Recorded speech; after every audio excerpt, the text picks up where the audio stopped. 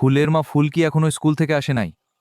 আমিও ওইটাই ভাবতাছি, রাত হইতে যাইতাছে এখনো আসলো না। ঠিক আছে, আমি স্কুলে গিয়ে দেখছি। সাবধানে যে, ও অন্ধকার হয়ে আসছে। আমাদের মেয়েটাকে খুঁজে আনো। আমার মেয়ের ফুল এখনো ঘরে আসে নাই। আপনি কিছু জানেন? আজকে তো ফুল স্কুলে আসে নাই, মনে হয় কোনো বন্ধুর বাসায় আছে। চলুন দেখে আসি।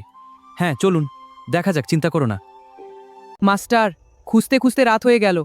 ফুলকে তো এখনো কোথাও পেলাম না। এখন আমি কি করব? খুঁজে পাওয়া যাবে আলু, তুমি চিন্তা করো না, চলো পুলিশে খবর দেই।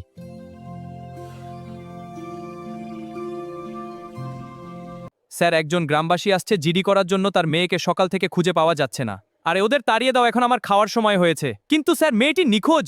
যাও, বিরক্ত করো না। কি হয়েছে ফুলের সাথে? পুলিশ কেন জিডি করতে চাইলো না? দেখতে হলে কমেন্টে লেখেন পার্ট 2।